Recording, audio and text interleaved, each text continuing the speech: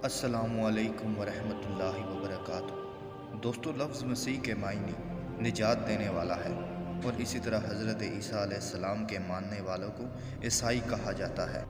اور حضرت عیسیٰ علیہ السلام پر اللہ تعالیٰ نے انجیل کو نازل کیا، اور اسی طرح اس سے پہلے تمام تر انبیاء کی جو شریعت آتی وہ پوری دنیا کے لیے نہیں بلکہ چند قبائل کے لیے ہی ہوا کرتی تھی، اور اسی لیے یہ نبی اور رسول بھی تھے جنہیں قرآن مجید میں جلیل القدر پیغمبر کے طور پر جانا جاتا ہے۔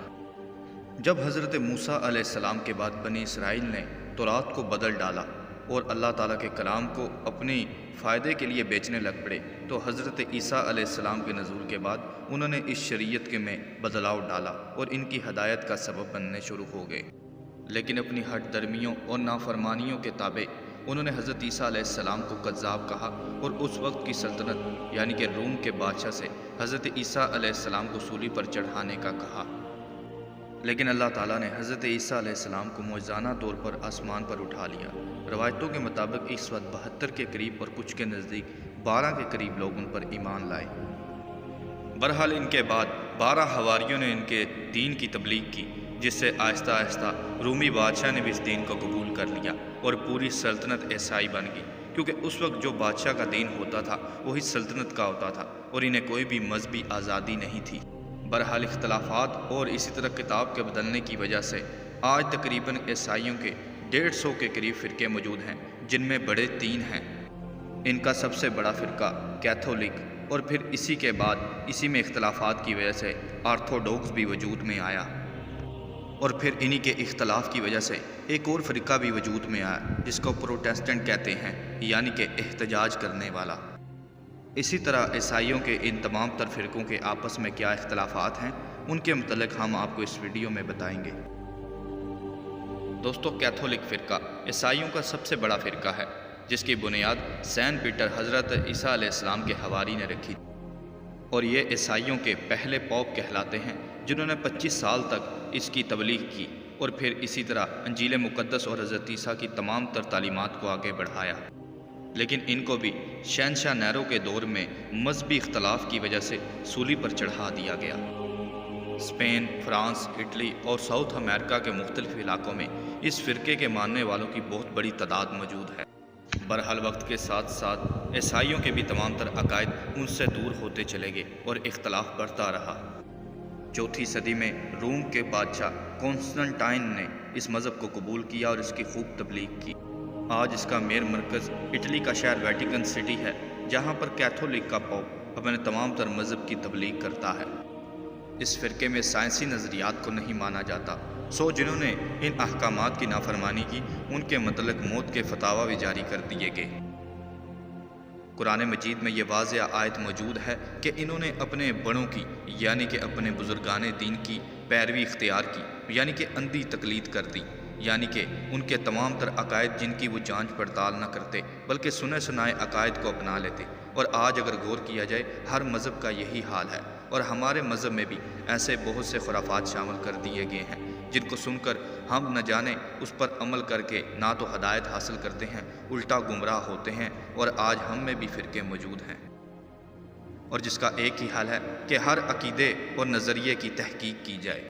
کہ آیا وہ نظریات اور عقائد جنہیں ہم دیکھتے اور سنتے ہیں ہماری کتابوں اور دین کے مطابق ہیں یا نہیں، ان کی کوئی سند موجود ہے کہ نہیں کہ وہ ضعیف احکامات ہیں۔ بالآخر ایسے ہی ان کے پوپ اس وقت کے بزرگان دین نے بھی ایسے تمام تر عقائد اور طاقت حاصل کی کہ اس وقت کے بادشاہ کو بھی وہ طاقت حاصل نہیں تھی۔ انہی کے احکامات کے اوپر اس وقت کا بادشاہ چلتا، اور یہ اپنی مرضی سے اپنی کتابوں میں رد و بدل اور احکامات کو شامل اور نکال دیتے، اور انہی کے بھڑکانے کے اوپر ہی صلیبی جنگیں ہوئیں، جس سے دونوں اطراف مسلمانوں اور عیسائیوں کے کئی لوگوں کی اپنے جان سے ہاتھ دھونا پڑا۔ اور یہ تمام تر نقصان صرف اسی وجہ سے کہ احکامات کو سن کر ان کی جانچ پڑتال نہ کرنا۔ اس وقت کے عیسائیوں کا پہلے یہ عقیدہ تھا کہ ان کا پوپ کوئی غلطی نہیں کر سکتا، اس سے کوئی بھی غلطی نہیں ہو سکتی، لیکن انہی کے وجہ سے بالآخر حضرت عیسیٰ علیہ السلام کو یہ بیٹا ماننے لگ پڑے، اور انہی کے اختلاف کی وجہ سے ایک اور فرقہ پھر وجود میں آیا، اور آرتھوڈوکس وجود میں آیا، جو کہ کیتھولک پوپ کو بالکل ہی نہیں مانتے اور نہ ان کے نظریات کو،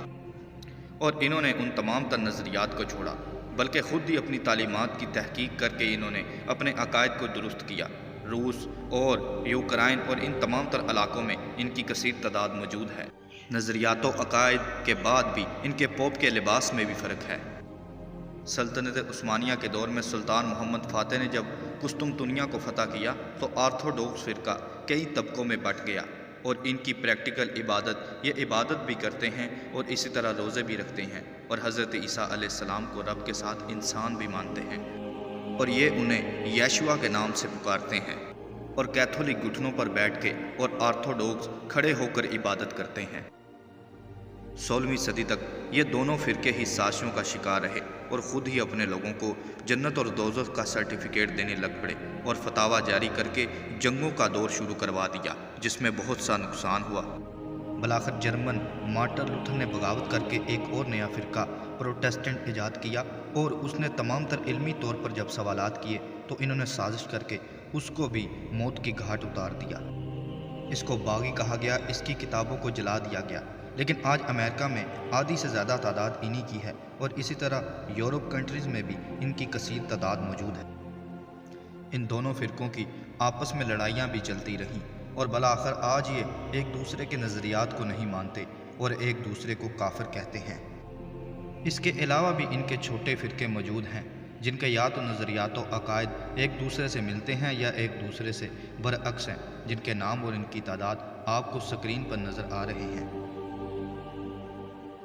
دوستو، جب تورات میں رد و بدل کیا گیا تو اللہ تعالیٰ نے حضرت عیسیٰ علیہ السلام کو مقدس انجیل دے کر بھیجا، اور جب اس میں بھی رد و بدل کر دیا گیا تو اللہ تعالیٰ نے آپ صلی اللہ علیہ وآلہ وسلم کو اس دنیا میں بھیجا، اور قرآن مجید کے ذریعے پچھلی تمام تر کتابوں کی تصدیق اور اسی طرح تمام انبیاؤں کی دعوت کو بھی آگے بڑھانے کا مشن جاری رکھا، اور بالآخر تمام تر انبیاؤں کی دعوت کا کام اس امت کو سونپ دیا۔ لیکن بقول یہ کہ تمام روایات اور جھوٹی من گھڑت ہم تمام تر تاریخ کے پیچھے پڑ کے اپنے آپ کو فرقوں میں بٹا چکے ہیں، اور اسی طرح اپنے تمام تر اختلافات ہم بھی دوسرے مذاہب کی طرح چلتے آ رہے ہیں، اور سب سے بڑا یہ کہ شرک سے جس چیز کو دور رکھا گیا بالآخر اس امت میں بھی وہ جاری ہو چکا۔ احادیث میں آتا ہے کہ آپ صلی اللہ علیہ وآلہ وسلم نے فرمایا تھا کہ تم بھی یہود و نصارہ کی طرح انہی کے نقش قدم پر چلو گے، حتیٰ کہ ان میں سے کوئی گوہ کے سوراخ میں داخل ہوا تو تم بھی ویسا ہی کرو گے۔ آج تمام تر خرافات ہر دین، ہر مذہب اور ہر قسم کے لوگوں میں شامل ہیں جن کا ان کے اصل دین سے کوئی تعلق نہیں۔ اللہ تعالیٰ سے دعا ہے کہ وہ ہمیں اپنے دین کو سمجھنے، اس پر عمل کرنے اور دوسروں تک پہنچانے کی توفیق عطا کرے، اور اللہ تعالیٰ سے دعا ہے کہ ایسے تمام تر عقائد، نظریات جن کا ہمارے دین سے کوئی تعلق نہیں، ان سے ہمیں محفوظ رکھے۔ السلام علیکم ورحمۃ اللہ وبرکاتہ۔